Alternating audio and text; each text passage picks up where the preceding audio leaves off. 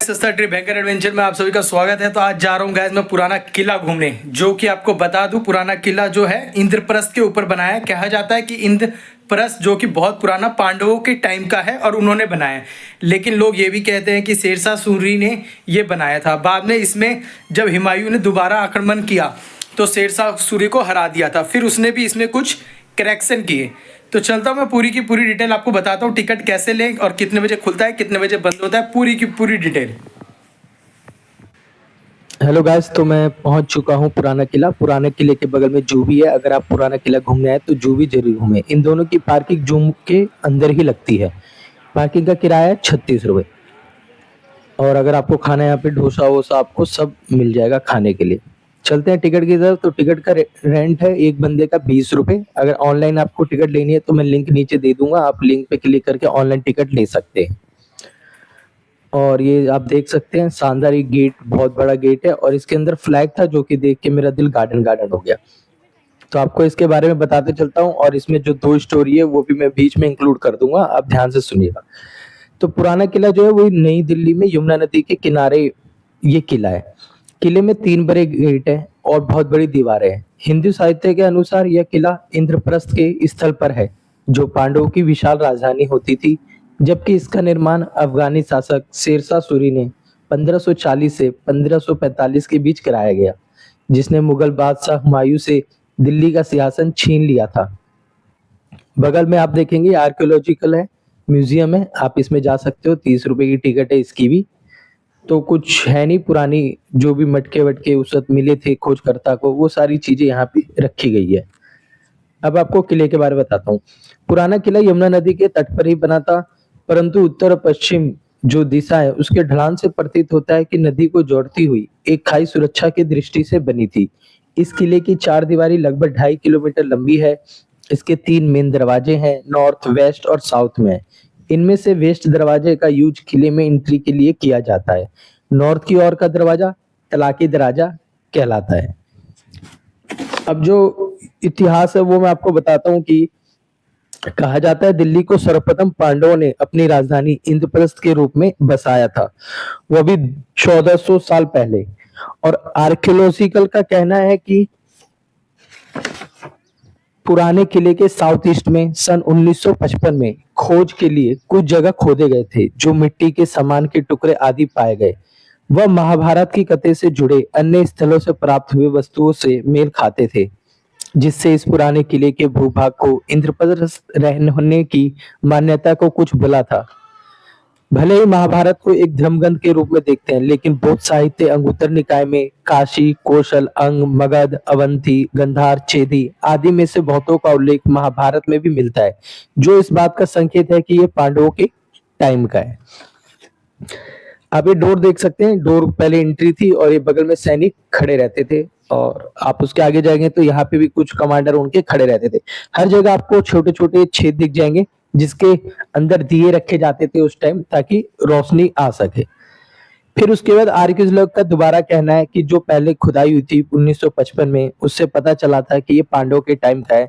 फिर ये खुदाई दोबारा इन्होंने करी 1969 से 1973 के बीच में की गई, जो कि ईस्ट दीवार की तरफ इन्होंने की खुदाई, जो कि मौर्य काल 300 वर्ष से पहले से लेके शुरुआत से मुगल तक का वह भूभाग मानव बसावट रहा।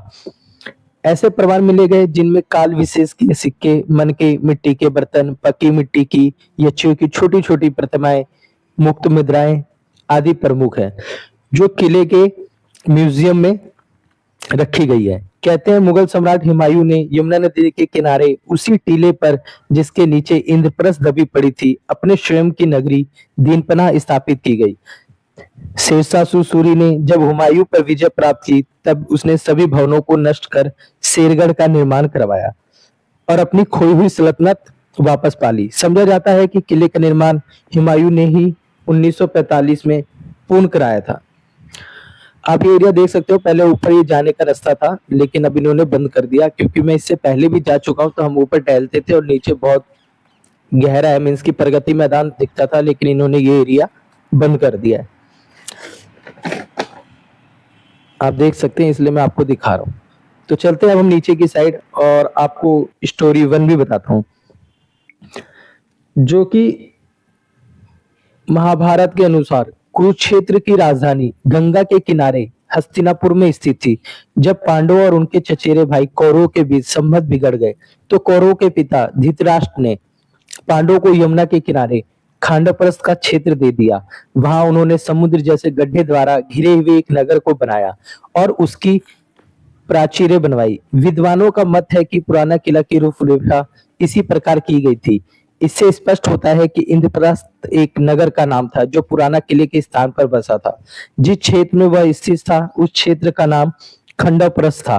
कहा जाता है कौरवों पर अपनी विजय के बाद पांडवों ने राजधानी इंद्रप्रस्थ को भगवान कृष्ण से संबंधित किसी यादव वंश को सौंप दिया था।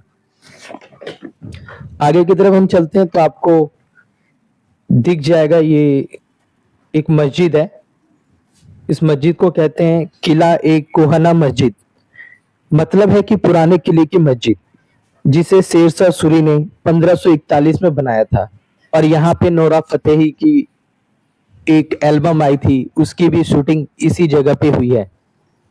उस सॉन्ग का मुझे थोड़ा याद नहीं आ रहा, वरना मैं बताता।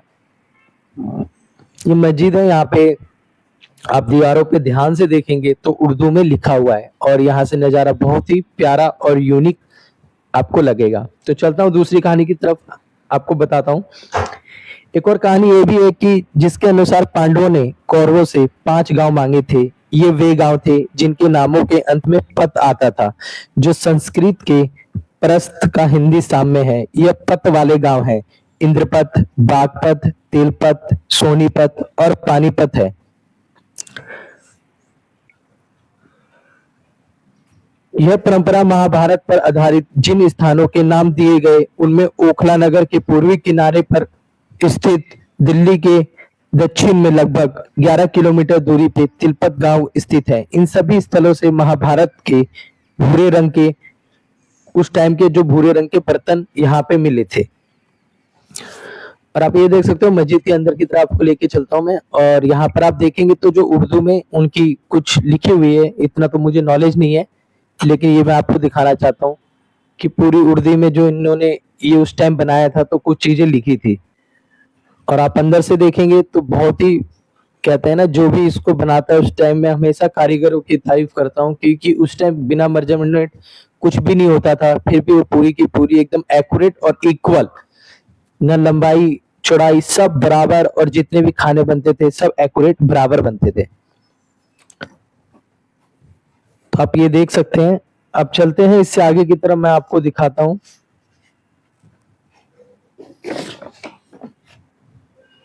ये देख सकते हैं आप, यहाँ पे इबादत होती है। ये शेरशाह सूरी ने ही बनाया था।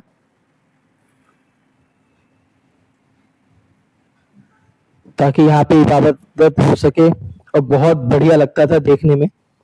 और ये है 2 मंजिला भवन, जिसे शेर मंडल कहा जाता है। ये शेरशाह सूरी ने बनाया था। कहते हैं इसी भवन में हुमायूं की लाइब्रेरी हुआ करती थी। यहीं पर एक किताबों के बोझ को उठाते हुए वो सीढ़ियों से गिर के मर गए थे, मीन्स डेथ हो गई थी। क्योंकि कहते हैं कि जब वो सीढ़ियों से उतर रहे थे तभी अजान हो रही थी, और जब भी अजान होता था तो वो नमाज का समय होता था, तो वो उसको सुन के झुक जाते थे। तो उस टाइम नमाज की जैसे अजान सुनाई दी तो झुक के तो वो गिर गए, और उनकी डेथ हुई थी 1556 में। और ये स्नान घर है, यहाँ पे ये लोग नहाते थे। यहाँ पे ठंडा पानी और गर्म पानी और भाप वाला पानी आता था। और आप ये वाला देखेंगे, इसको कहते हैं हुमायूं का दरवाजा, लेकिन ये प्रॉपर इन्होंने बंद कर रखा है, तो आप देख सकते हैं। और ये बिल्कुल उसके अपोजिट है, जो पहला मैंने आपको दरवाजा दिखाया था जिसमें पूरी लाइन से सीढ़ी थी, और वो सीढ़ियां जो थी वो छोटी थी, और ये सीढ़ियां काफी बड़ी है। तो मेरा कहना यही है कि ये जो पांडवों के टाइम का है, लेकिन इन्हें बनाया शेरशाह सूरी ने और हुमायूं ने बनाया था।